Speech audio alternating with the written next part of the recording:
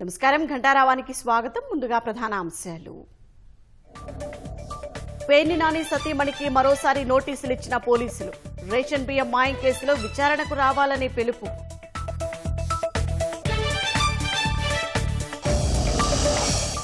కాసేపట్లో విజయవాడ దుర్గమ్మ చెంతకు CM Chandrababu.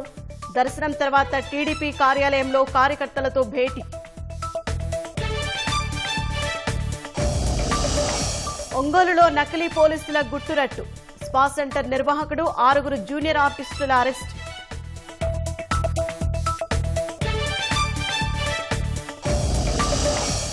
Hamas అగ్రశ్రేణి కమాండర్ అబ్దుల్ హదీజ్ సబా మృతి.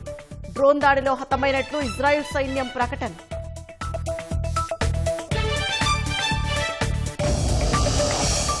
కొత్త ఏడాది వేళ భక్తులతో కిక్కిరిసిన దేవాలయాలు.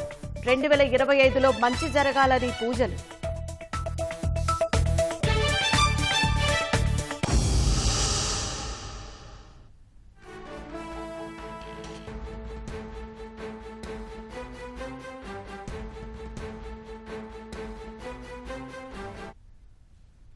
తాజాంశాన్ని చూస్తున్నాం. రేషన్ బియ్యం మాయం కేసులో పేర్ని నాని సతీమణి జయసుధకు పోలీసులు మరోసారి నోటీసులు ఇచ్చారు.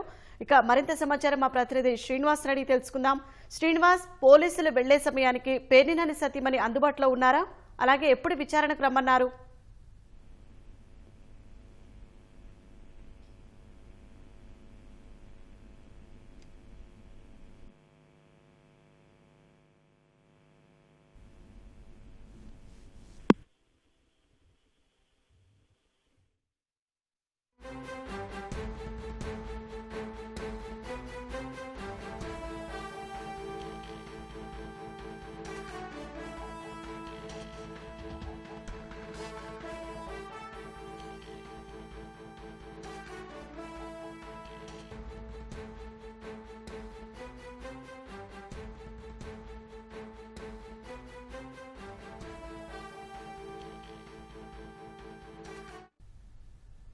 రేషన్ బియ్యం మాయం కేసులో పేర్ని నాని సతీమణి జయసుధకు పోలీసులు మరోసారి నోటీసులు ఇచ్చారు.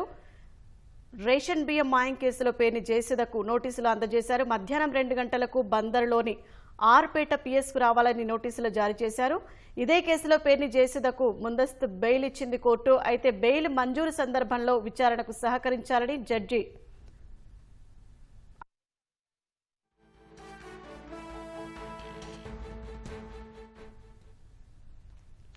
ఇక ఇదే అంశంపై మరింత సమాచారం మా ప్రతినిధి శ్రీనివాస్ అడిగి తెలుసుకుందాం.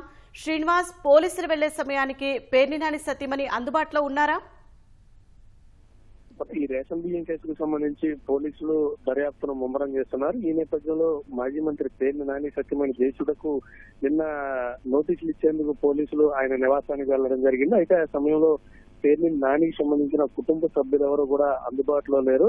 అయితే ఇదే కేసులో ఇటీవల మచిలీపట్నం జిల్లా కోర్టు పేర్ని జయసుధకు బెయిల్ మంజూరు చేసింది. బెయిల్ మంజూరు చేసే క్రమంలో న్యాయమూర్తి ఒక క్లాజ్ అయితే పొందుపరచడం జరిగింది. ఈ కేసులో పోలీసు విచారణకు తప్పనిసరిగా సహకరించాలంటూ కూడా ఒక నిబంధన అయితే పెట్టడం జరిగింది. ఆ నిబంధన అనుసరించి ఈ కేసులో దర్యాప్తును ముమ్మరం చేసేందుకు పోలీసులు నోటీసులు ఇచ్చేందుకు పేర్ని నాని సత్యమణి జయసుధ వద్దకు వెళ్లి నోటీసులు ఇచ్చేందుకు వెళ్లారు. అయితే ఆ సమయంలో ఇంట్లో ఎవరూ లేకపోవడంతో పోలీసులు పేర్ని నాని నివాసానికి ఆ నోటీసులు అందించి వెనుదిరిగారు. ఈ రోజు మధ్యాహ్నం 2 గంటల సమయంలో మచిలీపట్నంలోని ఆర్ఆర్పేట పోలీస్ స్టేషన్ కు వచ్చి ఈ కేసుకు సంబంధించిన దర్యాప్తును సహకరించాలని కూడా పోలీసులు ఆ నోటీసులో పేర్కొనడం జరిగింది. అయితే ఆ నోటీసు ఇచ్చేందుకు వెళ్లిన సమయంలో ఆమె ఇంట్లో లేకపోవడంతో నోటీసులు గోడకు అడ్డించి పోలీసులు వెళ్లారు. అయితే ఈ నోటీసు ఇష్యూకు సంబంధించి కార్యకర్తలు కావచ్చు, నాయకులు కావచ్చు, పేర్ని నానికి చెప్పే అవకాశం ఉంటుంది. మరి ఆ 2 గంటల సమయంలో ఆమె పోలీసు విచారణకు హాజరవుతారా లేదన్నది కూడా కొంత ఉత్కంఠగా మారిందని చెప్పుకోవచ్చు. ధన్యవాదాలు శ్రీనివాస్.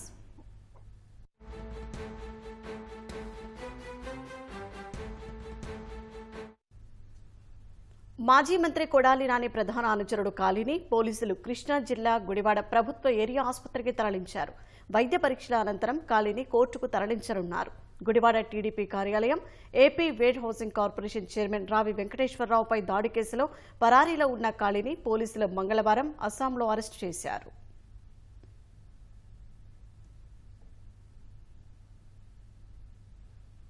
ముఖ్యమంత్రి చంద్రబాబు విజయవాడ కనకదుర్గమ్మను దర్శించుకోనున్నారు. మధ్యాహ్నం 12:15 సీఎం చంద్రబాబు దుర్గగుడికి వెళ్లనున్నారు.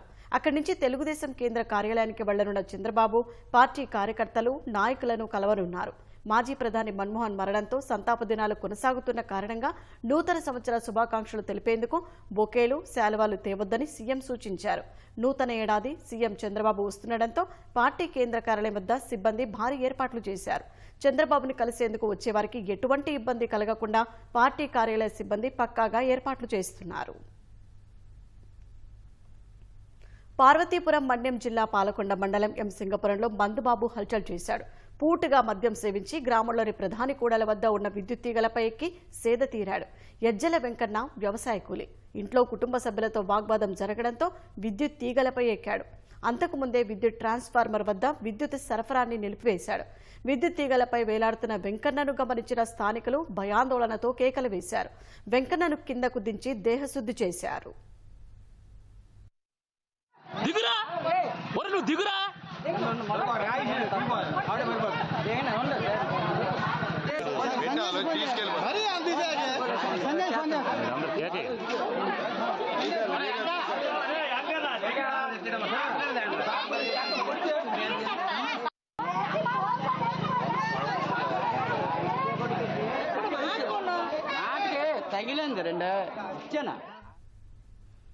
ప్రకాశం జిల్లా ఒంగోలులో నకిలీ పోలీసుల అవతారం ఎత్తి బ్లాక్ మెయిల్ కి పాల్పడిన జూనియర్ ఆర్టిస్టులు ఓ స్పా సెంటర్ నిర్వాహకుడిని పోలీసులు అరెస్టు చేశారు.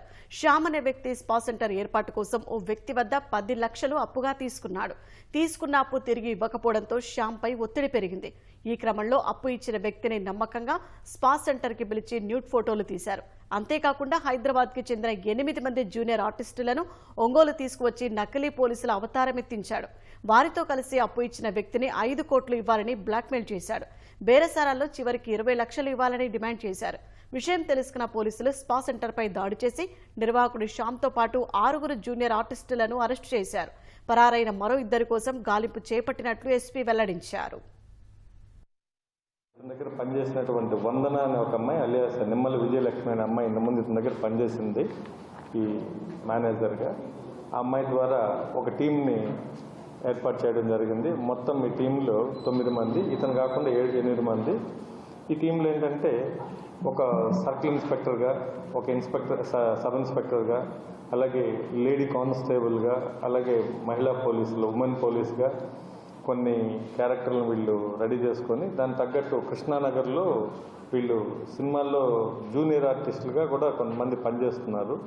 సో ఈ డ్రెస్సులన్నీ కూడా రెంట్కి తీసుకొని సో వీళ్ళు ఒంగోలుకు వచ్చారు. వచ్చిన తర్వాత అతన్ని బట్టలన్నీ ఇప్పించేసి అలాగే అతన్ని న్యూడ్గా ఫోటోలు తీయటం అలా చేసి అక్కడి నుంచి అతన్ని ఒక కెమికల్ అలాగే డ్రగ్ లాగా దొరికిందని చెప్పి అతన్ని బ్లాక్మెయిల్ చేసి వీడియో తీశారు. ఇది డ్రగ్ ఉంది ఇంట్లో, నువ్వు అమ్ముతున్నావు అని చెప్పి అతన్ని భయపెట్టి ఇది వీడియో రిలీజ్ చేస్తాం, పోలీసులకు ఇస్తామని చెప్పి అతన్ని డిమాండ్ చేయడం స్టార్ట్ చేశారు. సో చివరికి వాళ్ళు అతన్ని వీడియో తీసుకొని పంపించేసి డబ్బులకి రెడీ చేయమని చెప్పారు. ఈ లోపల మన సమాచారం రావడంతో వీళ్ళందరినీ కూడా మనం అరెస్ట్ చేయడం జరిగింది. కర్నూలులో నూతన సంవత్సర వేడుకలను తగ్గేదేలే అన్న రీతిలో జరుపుకున్నారు. కిసాన్ ఘాట్లో రాత్రి యువతీ యువకులు, చిన్నారులు నృత్యాలు చేస్తూ కొత్త సంవత్సరానికి స్వాగతం పలికారు. కేక్ కట్ చేసి సంబరాలు జరుపుకున్నారు.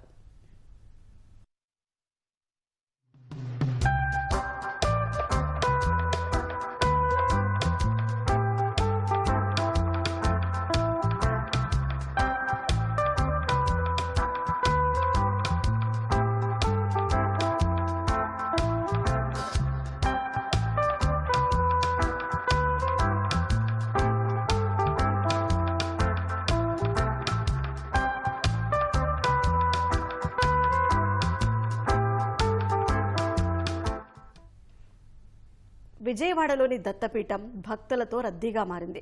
మైసూర్ దత్తపీఠాధిపతి గణపతి సచ్చిదానంద స్వామి ఆశీర్వచనాలు అందుకునేందుకు పెద్ద సంఖ్యలో భక్తులు తరలివచ్చారు. క్షిత్ర గణపతి, మరకట రాజరాజేశ్వరి అమ్మవారు, ఆంజనేయ స్వామిని దర్శించుకుని భక్తులు ప్రత్యేక పూజలు చేశారు. 2025 సంవత్సరం అందరికీ మంచి ఫలితాలు ఇవ్వాలని, దేశం సమగ్రాభివృద్ధి చెందాలని, ప్రజలంతా సుఖ సంతోషాలతో వర్ధిల్లాలని గణపతి సచ్చిదానంద స్వామి ఆకాంక్షించారు. 2025 హ్యాపీ న్యూ ఇయర్ అని మన హిందూ క్యాలెండర్ ప్రకారంగా ఉగాదికి ముఖ్యమైనది. ఇప్పుడు మనకు లెక్కలకి ఒక ప్రోగ్రెస్కి ఈ 2025 అనుకుంటా. సాంఖ్య ప్రకారంగా చూస్తే ఆ సాంఖ్య 9 వస్తుంది. అంటే పూర్ణం, ఈ సంవత్సరం బాగుంటుంది అని అనగలం. ఎందుకంటే అది పూర్ణ రూపమైనటువంటిది. కాబట్టి అందరికీ కూడా సుఖం శాంతి కలగని, అందరూ సంతోషంగా ఉండండి, పాడి పంటలు బాగా ఉండని, దేశ వృద్ధి కాని బాగా, మన ఆంధ్రదేశం చాలా సుభిక్షంగా ఉండని, మంచి పరిపాలన దొరకని అని అంటూ అందరూ కూడా తృప్తిగా ఉండండి. కష్టాలు వస్తూ ఉంటాయి, పోతూ ఉంటాయి. దాన్ని లెక్క పెట్టుకోకుండా హ్యాపీ న్యూ ఇయర్ సంతోషంగా కొనియాడండి. ఆ సంతోషం ఎనర్జీ మీకు కలుగుతుంది అని మళ్ళీ ఆ దత్త గురువుని, గణపతి దేవుణ్ణి, అమ్మవారిని, అదే అమ్మవారి క్షేత్రం కాబట్టి విజయవాటికలో అమ్మవారిని వేడుకుంటూ, ఆ కృష్ణవేణమ్మని కూడా వేడుకుంటూ ప్రజలందరూ సుఖ శాంతిగా ఉండనిగాక. జై గురుదత్త, శ్రీ గురుదత్త. నూతన సంవత్సరం సందర్భంగా ఏలూరులో ఆలయాలు భక్తులతో సందడిగా మారాయి. కొత్త ఏడాదిని దైవ దర్శనంతో ప్రారంభించాలన్న సంకల్పంతో భక్తులు ఆలయాల వద్ద బారులు తీరారు. భక్తుల సందర్శనార్థం నగరంలో అర్ధరాత్రి నుంచే ఆలయాల్లో దర్శన ఏర్పాట్లు చేశారు. ఆర్ఆర్పేటలోని శ్రీ వెంకటేశ్వర స్వామి ఆలయం, ఫత్తేబాదలోని రామలింగేశ్వర స్వామి కోవిల, వన్ టౌన్లోని రామమందిరం, జనార్దన స్వామి గుడి, సత్రంపాడు సౌభాగ్యలక్ష్మి, అంబికాదేవి ఆలయాలు భక్తులతో కిటకిటలాడుతున్నాయి.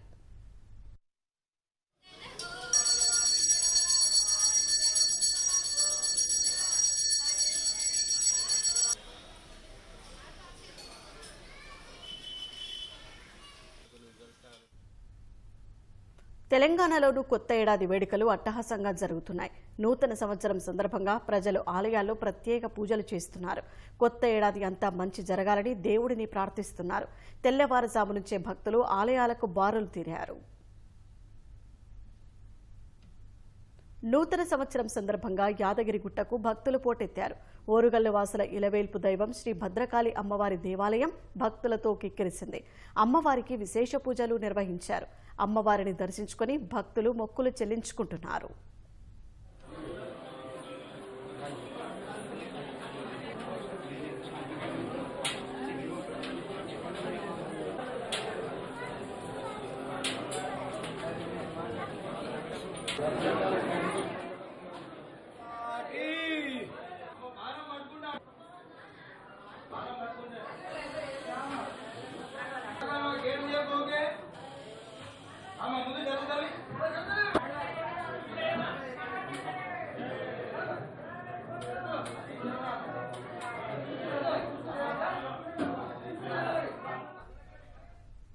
బిర్లా మందిర్, చిలుకూరు బాలాజీ, పెద్దమ్మ టెంపుల్, శ్రీనగర్ కాలనీలోని ఆలయాలకు భక్తులు పెద్ద సంఖ్యలో తరలివచ్చారు. వనస్థలీపురంలోని వెంకటేశ్వర స్వామికి పూజారులు, అర్చనలు, అభిషేకాలు నిర్వహించారు. కొత్త సంవత్సరం ధనుర్మాసం కావడంతో భక్తుల నామస్మరణతో ఆలయాలన్నీ మార్మోగుతున్నాయి. అశేషంగా తరలివస్తున్న భక్తులకు ఎలాంటి ఇబ్బందులు తలెత్తకుండా ఆలయ నిర్వాహకులు ఏర్పాట్లు చేశారు.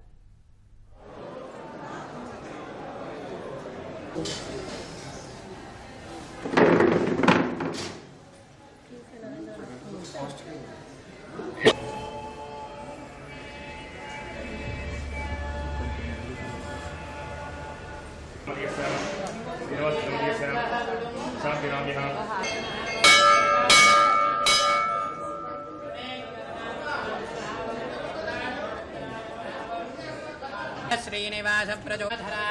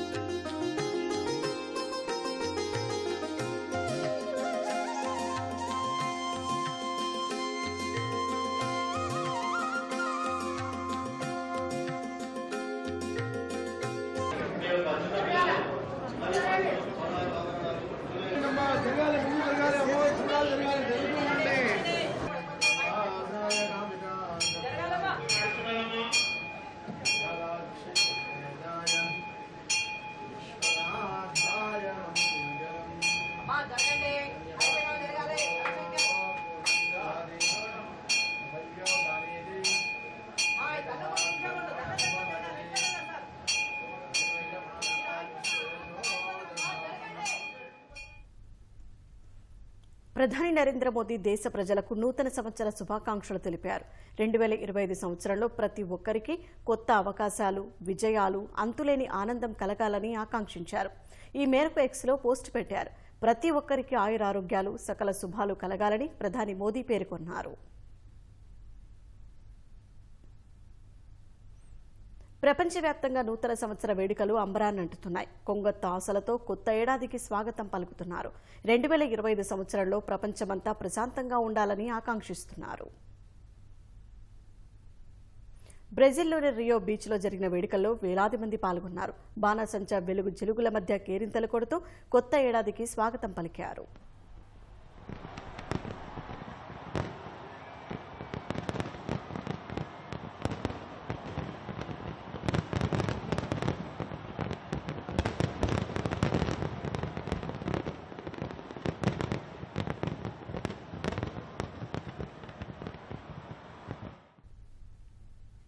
ఉత్తర కొరియాలోనూ కొత్త ఏడాది వేడుకలు అట్టహాసంగా జరిగాయి. రాజధాని ప్యాంగ్యాంగ్లోని మేడే స్టేడియంలో జరిగిన ఉత్సవాలకు కిమ్ జోంగ్ ఉన్ తన కుమార్తెతో కలిసి హాజరయ్యారు. 2018 నుంచి కొత్త సంవత్సరం వేడుకల ప్రత్యక్ష ప్రసారాన్ని ఉత్తర కొరియా నిలిపివేసింది. కొత్త ఏడాది వేడుకల్లో కిమ్, ఆయన కుమార్తె పాల్గొన్న చిత్రాలను ఉత్తర కొరియా మీడియా విడుదల చేసింది.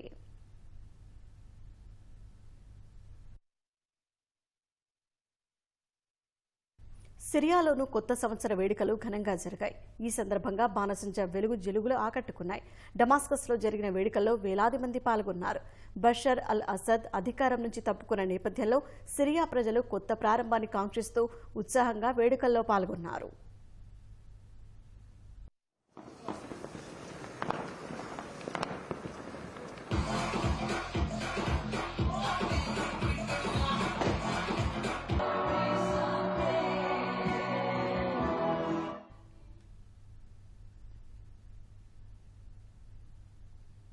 అమెరికాలో కొత్త సంవత్సరం వేడుకలు ఘనంగా జరిగాయి. న్యూయార్క్లోని టైమ్స్ స్క్వేర్ వద్ద వేడుకల్లో వేలాది మంది అమెరికన్లు పాల్గొన్నారు.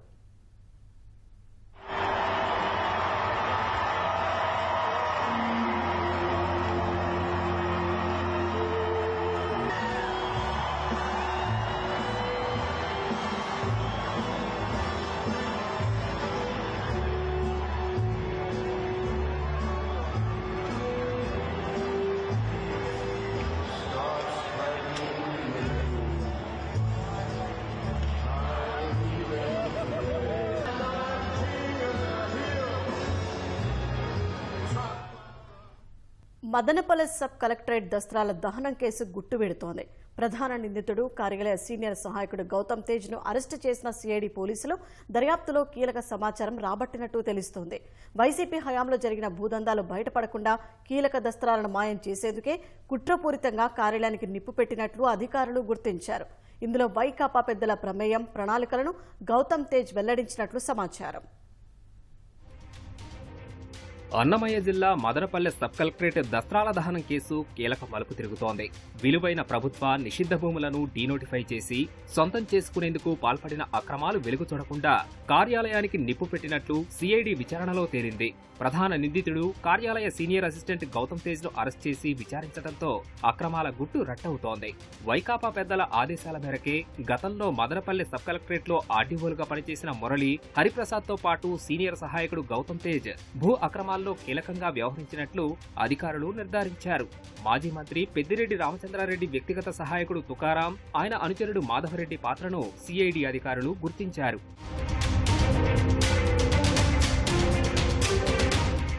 సార్వత్రిక ఎన్నికలకు ముందు ఏడాదిన్నర పాటు మదనపల్లె ఆర్డీఓగా పనిచేసిన మురళి, మాజీ మంత్రి పెద్దిరెడ్డి, ఆయన అనుచరులు చెప్పిందే వేదమన్నట్లు ప్రభుత్వ, ప్రైవేటు భూములను వైకాపా నేతలకు కట్టబెట్టినట్లు సిఐడి గుర్తించింది.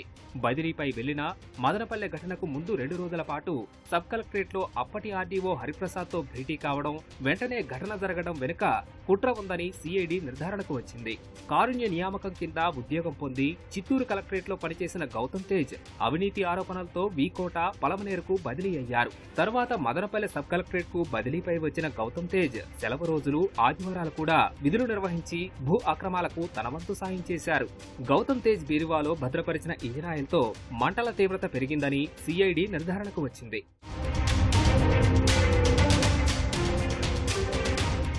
దస్త్రాల దహనం కేసులో వైకాపా నేతలు 8 మందిపై అనుమానిత కేసులు నమోదు చేసిన సిఐడి దర్యాప్తు ముమ్మరం చేసింది. మదనపల్లె పురపాలిక vice chairman Jinka Chalapathi, senior సహాయకుడు గౌతమ్ తేజ్, పూర్వ ఆర్డీఓ మురళి, మాజీ మంత్రి పెద్దిరెడ్డి రామచంద్రారెడ్డి వ్యక్తిగత కార్యదర్శి తుకారాంతో పాటు వైకాపా నాయకులు మాధవరెడ్డి, శశికాంత్, బాబ్జాన్, తపాలా శాఖ ఉద్యోగి కృష్ణారెడ్డిని విచారించి కీలక ఆధారాలను సేకరించింది.